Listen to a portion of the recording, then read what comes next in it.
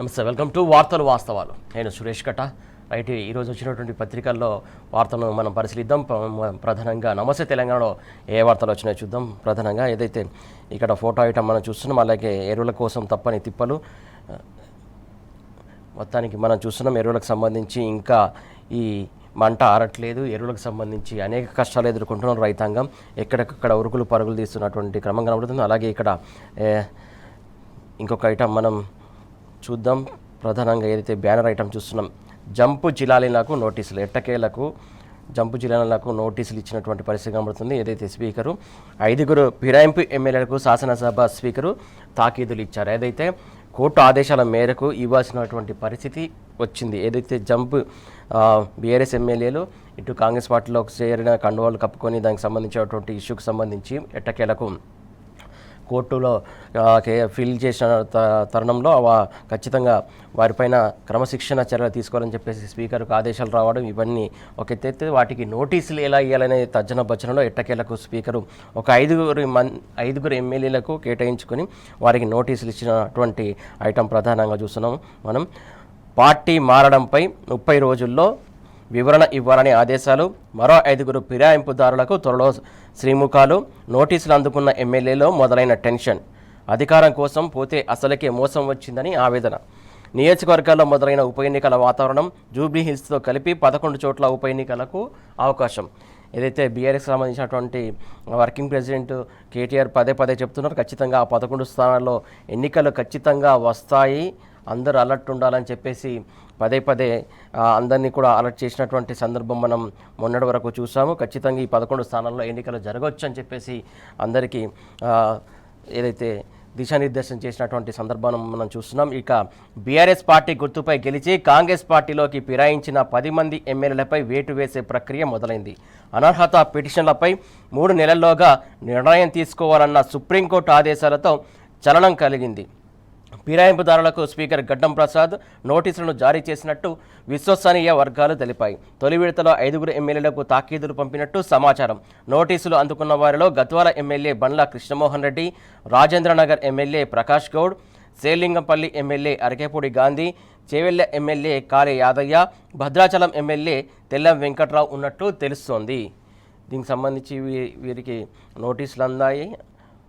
ఏదైతే పార్టీ ఎందుకు మారారో 30 రోజుల్లోగా వివరణ ఇవ్వాలని ఫిరాయింపుదారు ఎమ్మెల్యేలకు స్పీకర్ గడ్డం ప్రసాద్ నోటీసులు ఇచ్చినట్టు మనం ఈ ఐటమ్ ప్రధానంగా చూస్తున్నాం. 30 రోజుల్లో వీళ్ళు ఏం చెప్తారో ఏంటి అనేది తేలాల్సిన అవసరం ఉంది. కాకపోతే 30 రోజులు గడువు చాలా ఎక్కువనే ఇచ్చారు.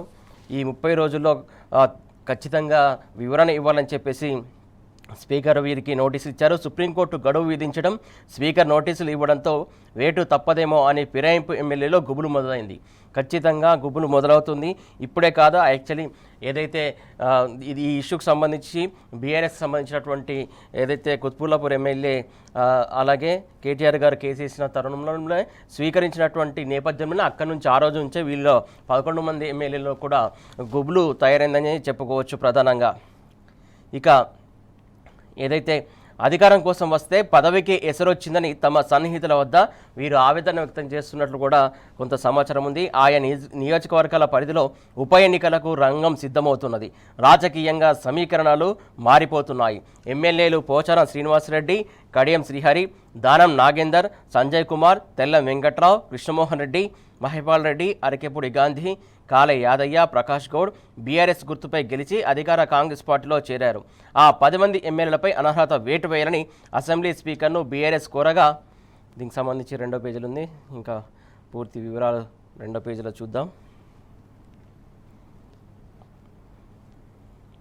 దానిని అప్పట్లో పెండింగ్ ఉంచారు. ఈ నేపథ్యంలో ఫిరాయింపుదారులపై చర్యలు తీసుకోవాలని BRS working president KTR, BRS ఎమ్మెల్యేలు కేపీ వివేకానంద, పాడి కౌశిక్ రెడ్డి సుప్రీంకోర్టులో పిటిషన్ వేశారు. ఏదైతే కుత్బుల్లాపూర్ ఎమ్మెల్యే కేపీ వివేకానంద అలాగే పాడి ఎమ్మెల్యే కౌశిక్ రెడ్డి కూడా వేశారు. దాంతోపాటుగా వర్కింగ్ ప్రెసిడెంట్ కేటీఆర్ కూడా ఆ రోజు కోర్టును ఆశ్రయించారు. ఆ నేపథ్యంలోనే ఆ రోజు నుంచే వీళ్ళలో గుబులు మొదలైంది. 11 మంది ఎమ్మెల్యేలు ఖచ్చితంగా వారి పదవులు ఉంటాయా ఊడుతాయనే టెన్షన్ ఆ రోజే మొదలైనటువంటి పరిస్థితి కనబడుతుంది వీళ్ళలో. పార్టీ ఎందుకు మారారు? సుప్రీంకోర్టు ఉత్తర్వులపై తెలంగాణ అడ్వకేట్ జనరల్ సీనియర్ న్యాయవాదులతో ఈ నెల మొదటి వారంలో స్పీకర్ కార్యాలయం చర్చించి న్యాయ సలహా తీసుకున్నట్టు తెలిసింది. దేశ సర్వోన్నత న్యాయస్థానం ఆదేశాలను పాటించడం అనివార్యమని వారు సూచించారని చర్చ జరుగుతోంది. మొత్తానికి ఉప ఎన్నికలకు రంగం సిద్ధమవ్వాలని చెప్పేసి కూడా ఈ ఐటమ్ మనం చూస్తాం. ప్రధానంగా తప్పించుకునేందుకు ప్రయత్నించిన వీలు కానటువంటి పరిస్థితి కనబడుతుంది వీళ్ళలో. మొత్తానికి వీళ్ళలో అయోమయం గందరగోళం నెలకొంది. సుప్రీంకోర్టు ఆదేశాల నుంచి తప్పించుకునేందుకు కాంగ్రెస్ ప్రభుత్వం శతవిధాలా ప్రయత్నిస్తున్నట్టు సమాచారం. 3 నెలల్లోపు నిర్ణయం తీసుకోవాలని స్పీకర్ను సుప్రీంకోర్టు ఆదేశించిన తర్వాత గత 23 రోజులుగా ప్రభుత్వం మల్లగుల్లాలు పడుతున్నట్టు సమాచారం. ఏం చేద్దాం అన్న దానిపై ఇటు ప్రభుత్వ పెద్దలు అటు కాంగ్రెస్ ముఖ్యులు అనేక సమాలోచనలు జరిపినట్టు విశ్వసనీయ వర్గాల సమాచారం. ఏదైతే కోర్టు 3 నెలల సమయం ఎక్కువగానే ఇచ్చింది, దానికి తోడు ఇప్పుడు స్పీకర్ కూడా వీరికి కూడా 5 మంది ఎమ్మెల్యేలకు ఏదైతే నోటీస్ ఇచ్చి 30 రోజులు గడువు ఇచ్చారు. 30 రోజులు గడువు కూడా చాలా ఎక్కువ అని చెప్పేసి కొంతమంది మేధావి వర్గం ఆరోపిస్తున్నటువంటి అంశం. 30 రోజుల సమయం ఇచ్చారు. ఆ సమయంలో వీళ్ళు ఏమిస్తారు అనేది నివేదిక ఇక్కడ ప్రధాన ఎజెండాగా మారనున్నది. ప్రధానంగా ఏదైతే ఈ 30 రోజుల్లో వాళ్ళు ఎలాంటి సమాచారం ఇస్తారనేది ఇక్కడ చాలా కీలకంగా మారనుంది. వారి బట్టే మిగతా 5 ఎమ్మెల్యేలు కూడా మిగతా కూడా నోటీసులు ఇవ్వాల్సినటువంటి పరిస్థితి ఖచ్చితంగా ఉంది. సో వారికి కూడా ఎప్పుడు ఇస్తారనేది కూడా అందరిలో ఉత్కంఠ నెలకొంది. దాదాపు ఖచ్చితంగా ఆ 11 నియోజకవర్గాల్లో ఉప ఎన్నికలు ఖాయం అనేది అందరిలో మెదులుతున్నటువంటి ప్రశ్నగా మారుతున్నటువంటి పరిస్థితి. రైట్, ఏదైతే వాళ్ళు మాకొద్దు అంటూ కూడా ఇక్కడ ఇంకొక ఐటమ్ మనం చూస్తున్నాం. ఏదైతే ఫిరాయింపు ఎమ్మెల్యేలపై మారిన కాంగ్రెస్ వైఖరి, ఏదైతే ఫిరాయింపు ఎమ్మెల్యేలకు సంబంధించి మాకొద్దు అనే వైఖరి కాంగ్రెస్ వర్గాల్లో నెలకొన్నటువంటి అంశంగా ఇక్కడ ఇంకొక ఐటమ్ మనం చూస్తున్నాం. అయితే ఇంకో వార్త చూస్తున్నాం. సాంకేతిక ఆధారాలతో అడ్డంగా దొరికిపోయారంటూ వాళ్ళలో కూడా మల్లగుల్లాలు మొదలయ్యాయి. వాళ్ళను కాపాడితే మొత్తానికి ఎసరొచ్చే ప్రమాదం ఏర్పడిందని చెప్పేసి వాళ్ళలో కూడా పునరాలోచన మొదలైనటువంటి పరిస్థితి కనబడుతుంది. కాంగ్రెస్ పార్టీ కోర్ కమిటీ ఇలాంటి నిర్ణయం తీసుకున్నట్టు కూడా కొంత ఊహాగానాలు వస్తున్నటువంటి పరిస్థితి. ముఖ్యమంత్రి నివాసంలో ఏఐసిసి ప్రతినిధి సహా పిసిసి చీఫ్ సీనియర్ మంత్రుల అత్యవసర భేటీ కూడా దీని గురించి జరిగినట్టు సమాచారం ఉంది. పార్టీ ఫిరాయించినటువంటి ఎమ్మెల్యేల విషయంలో కాంగ్రెస్ పార్టీ స్వరం మారుతున్నదా అంటే మారుతుందనే చెప్పుకోవాలి. అసలు ఉప ఎన్నికలే రావు అని అసెంబ్లీ సాక్షిగా గంభీర ప్రకటనలు చేసే స్థాయి నుంచి కొందరు ఎమ్మెల్యేలపై వేటు వేద్దామనే పరిస్థితికి వచ్చిందా అంటే అవుననే సమాధానం ఎక్కువ వస్తుంది. ఎందుకంటే ఫిరాయింపు ఎమ్మెల్యేలో దోషులుగా తేలే అవకాశం ఉన్న వారిని వదిలించుకునే ప్రయత్నం చేస్తున్నదా అంటే ఆ ప్రయత్నమే అక్కడ జరుగుతుంది. ప్రస్తుతం జరుగుతున్నటువంటి పరిణామాలను విశ్లేషిస్తే కాంగ్రెస్ పార్టీ వర్గాల నుంచి ఇలాంటి ఆన్సరే వస్తుంది. ఎందుకైతే కాంగ్రెస్ పార్టీని నమ్ముకొని ఈ 11 మంది ఎమ్మెల్యేలు పోవడం, అక్కడికి వెళ్ళిన తర్వాత వీళ్ళకి పరాభవం ఎదురవడం, ఇవన్నీ శరమామూలుగా మారినటువంటి పరిస్థితి. కాంగ్రెస్ పార్టీ వీళ్ళని రక్షిస్తుంది అని అనుకొని వీళ్ళు వెళ్ళారు, కానీ అక్కడ వీళ్ళకు రక్షణ లేనటువంటి పరిస్థితే కనబడుతుంది. ఏదైతే దానికి సంబంధించి మనం చూసాం, ఏదైతే వాళ్ళలో నెలకొన్నటువంటి వాళ్ళని కాంగ్రెస్ పార్టీని నమ్ముకొని వెళ్ళినటువంటి వీళ్ళకి అక్కడ పరాభవమే ఎదురవుతున్నటువంటి పరిస్థితి. ఎమ్మెల్యేల ఫిరాయింపు వ్యవహారంలో సాంకేతికంగా దొరికిపోయినటువంటి ఎమ్మెల్యేలపై అనర్హత వేటు వేసి మిగతా ఎమ్మెల్యేలను కాపాడుకుందామని టీపీసీసీ కోర్ కమిటీ ప్రాథమిక నిర్ణయానికి వచ్చినట్టు మరో ఎత్తుగడ ఇక్కడ మొదలవుతుంది. అయితే ఒక 5 కొంతమందికి వేటు వేసి మిగతా వాళ్ళను రక్షిద్దామనే ఇంకో మరో ఎత్తుగడ కూడా జరుగుతున్నట్టు ఇక్కడ సమాచారం. దానికి సంబంధించి మనం ఇక్కడ వార్త చూస్తున్నాం.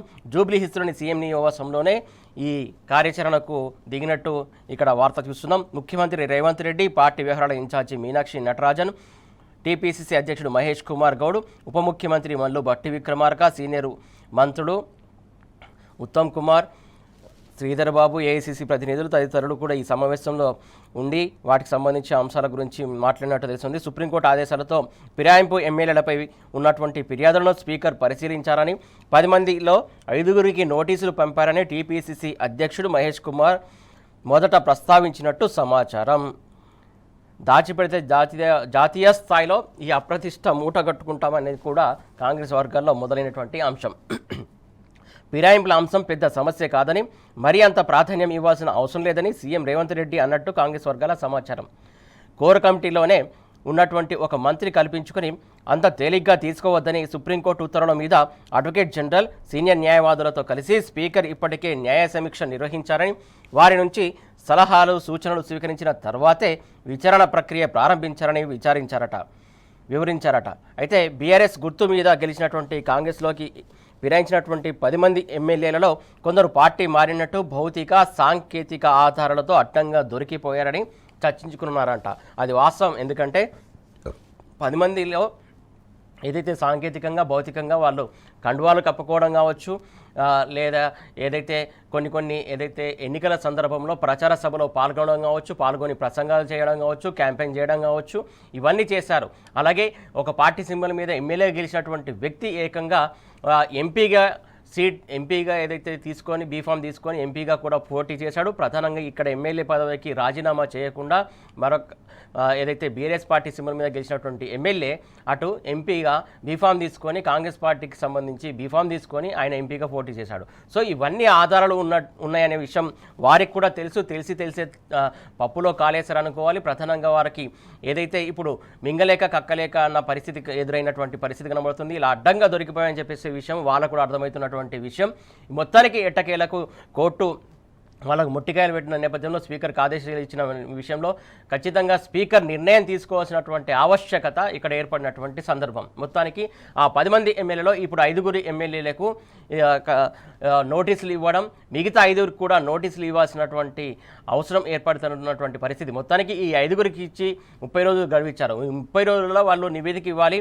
మరో 5 ఎప్పుడు నోటీసులు ఇస్తారనేది కూడా అందరిలో ఉత్కంఠ నెలకొన్నటువంటి పరిస్థితి. ఏదైతే ఈ 5 ఈ 30 రోజుల్లో నివేదిక ఎన్ని రోజులు టైం తీసుకొని నివేదిక ఇస్తారో, ఎలాంటి నివేదిక ఇస్తారు, దాన్ని బట్టి మిగతా 5 ఎమ్మెల్యేలకు నోటీసులు ఇస్తారా, లేకుంటే వారికి కూడా త్వరలోనే నోటీసులు ఇస్తారనే అంశం కూడా ఇక్కడ అందరిలో ఉత్కంఠ రేపుతున్నటువంటి పరిస్థితి కనబడుతుంది. ఇంకా మరికొన్ని ఐటమ్స్ చూస్తాం. ఇక్కడ ప్రధానంగా ఇంకొకటి యూరియా కష్టాలు అన్నీ కావు.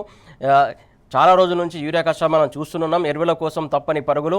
రాష్ట్ర వ్యాప్తంగా యూరియా కోసం రైతులకు తిప్పలు తప్పడం లేదు. శనివారం మహబూబాబాద్ జిల్లా కేంద్రంలోని ఈ సొసైటీలో కేవలం టోకెన్లు ఇస్తున్నట్టు మైక్లో అనౌన్స్ చేయగానే వందలాది మంది రైతులు ఇలా పరుగులు తీశారు. చూసారా ఇలా పరిస్థితి ఎలా ఉందంటే, వీళ్ళు అలా అనౌన్స్ చేయగానే ఇలా యూరియా కోసం పడిగాపులు కాసినటువంటి రైతులు, మహిళా రైతులు, వృద్ధ రైతులు వీళ్ళందరూ కూడా ఒక్కసారి పరుగులు తీసినటువంటి పరిస్థితి. మహబూబ్ నగర్ జిల్లా కేంద్రంలోని పాత బస్టాండ్ సమీపంలో ఎరువుల కోసం కేంద్రం వద్ద పిట్స్ వచ్చి ఒక రైతు పడిపోయినటువంటి పరిస్థితి కూడా చూస్తున్నాం. రైతును దవాఖానకు తరలిస్తున్న మాజీ మంత్రి శ్రీనివాస్ గౌడ్ తోటి రైతులు. ఇక్కడ ఈ రైతుల గోస మాత్రం మామూలు విషయం కాదు. నిత్యం ఏదో ఒక సెంటర్లో రైతులు సొమ్మసిల్లి పడిపోవడం కావచ్చు, ఇలా మూర్ఛ వచ్చి పడిపోవడం కావచ్చు, ఇలా పిడిసి వచ్చి పడిపోవడం కావచ్చు, లేకుంటే ఇంకో రకంగా ఏదో రకంగా వీరు పడిపోతున్నటువంటి పరిస్థితి. అయినా కూడా రైతాంగం సంబంధించి కాంగ్రెస్ ప్రభుత్వానికి చీమ కుట్టినట్టు కూడా లేని పరిస్థితి కనబడుతుంది. మొత్తానికి సరిపడా యూరియా తీసుకురాకపోవడం, ఏదైతే బఫర్గా పెట్టుకోకపోవడం, ఇవన్నీ చాలా ఇబ్బందులను తీస్తున్నటువంటి పరిస్థితి కనబడుతుంది. మొత్తంగా రైతులకు సంబంధించి కష్టాలు ఎప్పుడు తీరుతాయి అనేది కూడా అందరిలో ఉత్కంఠ నెలకొన్నటువంటి అంశంగా మనం చూస్తున్నాం. సరఫరా యూరియా కేంద్రం నుంచి తెప్పించకపోవడం, ఇక్కడ స్టాక్ ఉంచుకోకపోవడం, ఇవన్నీ ఒక ఎత్తైతే మొత్తానికి వీళ్ళ పరిస్థితి మాత్రం అగమ్య గోచరంగా ఉన్నటువంటి పరిస్థితి. ఇప్పుడే ఇట్లా ఉంటే రానున్న ఇంకా 3 సంవత్సరాలు కాంగ్రెస్ పాలన ఉంది, ఇంకా వచ్చే సంవత్సరం ఎట్లా ఉంటుంది, ఇంకేందనేది కూడా అందరిలో ఆందోళన వ్యక్తం అవుతున్నటువంటి అంశం కనబడుతోంది. వార్తను చూద్దాం. ఇక్కడ మంచి ప్రాణహిత నీళ్లు కావేరి కట, మంచు కొండల నీళ్లు మనకట.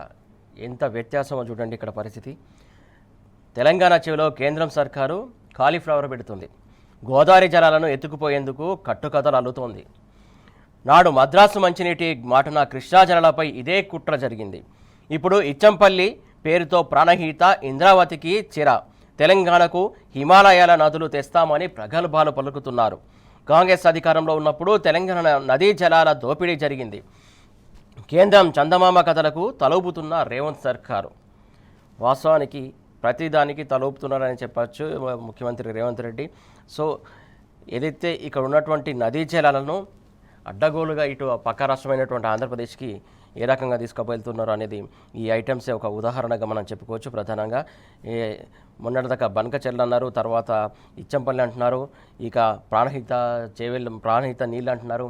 ఏదైతే ఇటు కృష్ణా నది నుంచి అటు కూడా నాగార్జునసాగర్ రైట్ కెనాల్ నుంచి కూడా అక్కడ నుంచి కూడా నీళ్ళు ఎత్తుకపోతున్నటువంటి పరిస్థితి. అక్కడ వెడల్పు చేసి రోజుకి మొత్తానికి నీళ్ళు ఏ రకంగా తీసుకుపోవాలి, కృష్ణా జలాలను, గోదావరి జలాలను ఆంధ్రప్రదేశ్కి ఎలా తీసుకుపోవాలో అక్కడి ముఖ్యమంత్రి ప్రణాళిక రచిస్తున్నాడు. ఇక ముఖ్యమంత్రి ఆమోద ముద్ర వేస్తున్నటువంటి పరిస్థితి కనబడుతుంది. చిన్నప్పుడు ప్రతి తల్లి బిడ్డ కడుపు నింపేందుకు చందమామ రావే జాబిలి రావే అని ఆకాశంలోని చందమామను చూపించి గోరుముద్దలో పెడుతుంది. ఆ చందమామ రాదని ఆ తల్లికి తెలుసు, కానీ బిడ్డ కడుపు నిండాలనే ప్రేమతో అబద్ధం చెబుతుంది. కేంద్రంలోని మోడీ ప్రభుత్వం తెలంగాణ గడ్డ మీద గోదావరి జలాల్ని కొల్లగొట్టేందుకు నయవంచన మామ కథల్ని వినిపిస్తుంది. నయవంచన కథ మామల్ని వినిపిస్తుంది. 100% ఇది వాస్తవం అని చెప్పుకోవచ్చు. కాకపోతే ఇది తెలంగాణ మీద ప్రేమతో కాదు, తమిళనాడు మీద ఉన్నటువంటి ఓట్ల రాజకీయం కోసం తెలంగాణ చెవిలో కాలీఫ్లవర్ పెట్టేందుకు కేంద్ర సర్కారు ఆడుతున్న ఆట. వాస్తవానికి ఇది మొన్నటి నుంచి మనం చూస్తున్నాం. ఏదైతే ఇటు కేంద్ర సర్కార్ తమిళనాడుకు నీళ్ళు ఇవ్వడానికి ఇచ్చంపల్లి ప్రాజెక్టుకు సంబంధించి ఎన్నో కుతంత్రాలు పన్నుతుందనే విషయం ఇక్కడ మనం క్లియర్ కట్గా దీన్ని బట్టి అర్థం చేసుకోవచ్చు. దీనికి సంబంధించి ఇంకా డీటెయిల్గా 2వ పేజీలో కూడా ఉంది. 2వ పేజీలో చూద్దాం. ఇంకా చూసారా, మంచు కొండల నీళ్లు మనకట, మేడిగడ్డకు మరణ శాసనం. ఏదైతే నిన్న ఆల్రెడీ ఈ ఐటమ్ మనం చూసాం. మేడిగడ్డకు మరణ శాసనం రాయడానికి ఇచ్చంపల్లి ప్రాజెక్టుకు రేవంత్ సర్కార్ గ్రీన్ సిగ్నల్ ఇచ్చిందని చెప్పేసి నిన్న మనం చూసాం, మాట్లాడుకున్నాం. తెలంగాణ నీటికి సంబంధించినటువంటి మేధావులు కూడా ఈ అంశం పైన చాలా గుర్రుగా ఉన్నారు, సీరియస్ అవుతున్నటువంటి అంశం కనబడుతుంది. ఇంత జరుగుతున్న ముఖ్యమంత్రి రేవంత్ రెడ్డి ఎందుకు ఇంత సైలెంట్గా ఉన్నాడు, ఎందుకు ఇంత సైలెంట్గా ఉండాల్సిన అవసరం ఉంది, ఎందుకు ఇట్లా ఆమోదం తెలుపుతున్నాడు, పక్క రాష్ట్రానికి లాభం చేకూరుస్తున్నాడు, మరి తెలంగాణకు అన్యాయం చేస్తున్నట్టు కాదా, తెలంగాణకు న్యాయం చేయాల్సినటువంటి ముఖ్యమంత్రి పక్క రాష్ట్రానికి ఇలా లాభం చేయడం ఏంటని చెప్పేసి అందరూ ప్రశ్నిస్తున్నటువంటి పరిస్థితి. తెలంగాణ సమాజం అంటే అంత అలుస, తెలంగాణ సమాజం ఎంతో నమ్మకంతో అధికారం ఇస్తే రాష్ట్ర ప్రయోజనాల్ని కాపాడాల్సినటువంటి ప్రభుత్వం కళ్ళ ముందు గోదావరిని ఎత్తుకుపోతామంటున్నా తలూపుతుంది. లోపాయికారి ఒప్పందమో మర్మం ఇంకేమైనా ఉందో కానీ తెలంగాణకు హక్కుగా ఉన్నటువంటి దాదాపు 500 టీఎంసీల గోదావరి జలాలను వాడుకోవాల్సి ఉన్నా వాటి గురించి ఆలోచించకుండా రేవంత్ ప్రభుత్వం ఇచ్చంపల్లి నుంచి నీటిని తమిళనాడులోని కావేరికి తీసుకుపోతానంటే అభ్యంతరం చెప్పడం లేదు. పైగా ప్రజలను మభ్యపెట్టేందుకు కేంద్ర ప్రభుత్వం చెప్తున్నటువంటి కారణాలే చందమామ కథలను తలపిస్తున్నాయి. మొన్న హైదరాబాద్లోని జలసౌధలో జరిగినటువంటి జాతీయ నీటి అభివృద్ధి సంస్థ NWDA సంప్రదింపుల కమిటీ టాస్క్ ఫోర్స్ సమావేశం సందర్భంగా కేంద్ర జల సంఘం CWC చైర్మన్ అతుల్ జైన్ చేసినటువంటి వ్యాఖ్యలను పరిశీలిస్తే తెలంగాణ సమాజం అంటే అంత అలస అనే ఆవేదన కలుగుతోంది. ఇచ్చంపల్లి దగ్గర బ్యారేజీ నిర్మించి అక్కడి నుంచి తమిళనాడులోని కావేరికి గోదావరి జలాలను తరలిస్తారట. అయితే అవి గోదావరి జలాలు అనుకోవద్దట. ఎందుకంటే భవిష్యత్తులో హిమాలయన్ కాంపోనెంటు హిమనీ నదుల నుంచి జలాలను తీసుకువచ్చి గోదావరిలో పోస్తారట. అందుకే అవి హిమాలయాల నుంచి వచ్చినటువంటి నీళ్లు అవుతాయి కానీ గోదావరి నీళ్లు ఎలా అవుతాయని అతుల్ జైన్ సెలవిచ్చారు. కొత్త పదాలను, కొత్త విషయాలను కొత్త ఆపాదిస్తున్నటువంటి పరిస్థితి కనబడుతుంది. ఇక్కడ గోదావరిలో ఛత్తీస్గఢ్ నీళ్లను వాడుకోవడం లేదట. అందుకే అందులో నుంచి ఇప్పుడు 147 టీఎంసీలను తీసుకుపోతున్నారట. భవిష్యత్తులో ఛత్తీస్గఢ్ నీళ్లను వాడుకుంటే ఇచ్చంపల్లి నుంచి నీళ్లను కావేరికి తరలించడం నిలిపివేస్తారట. ఒకవేళ హిమానీ నదుల నుంచి నీళ్లు తెచ్చినట్టయితే ఆ నీళ్లను తీసుకుపోతారట. ఇది మరో పెద్ద కుట్ర కోణమే జరుగుతుంది ఇక్కడ, ఈ నీళ్లను తరలించడం.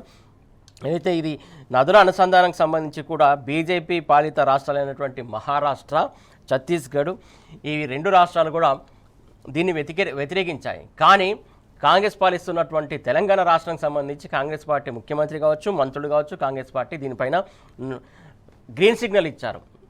వాళ్ళేమో వ్యతిరేకిస్తున్నారు. ఇదంతా కేంద్రం నుంచి వచ్చినటువంటి సూచనప్రాయం. దీనికి సంబంధించి ఇక్కడ ముఖ్యమంత్రి, కాంగ్రెస్ పార్టీ, కాంగ్రెస్ సంబంధించినటువంటి మంత్రులు ఎవరు కూడా దీనిపైన నోరు మెదపకుండా ఏదైతే జల సౌధలో జరిగినటువంటి మీటింగ్ అటెండ్ అయ్యి వారికి ఓకే చెప్పడం వెనుక ఉన్నటువంటి ఆంతర్యం ఏంటి, ఇందులో లోపాయికారి ఒప్పందం ఏంటనేది ఇక్కడ ప్రధాన వార్తగా ఇక్కడ మనం చూస్తున్నాం. ప్రధానంగా ఇంకా ఇందులో లోపాయికారి ఒప్పందం జరిగిందా అనేది కూడా అనుమానాలు వ్యక్తమవుతున్నటువంటి వాటికి ఈ ఒక్క జల సౌధలో జరిగినటువంటి మీటింగ్ కావచ్చు, ఆయన చెప్పినటువంటి ఏదైతే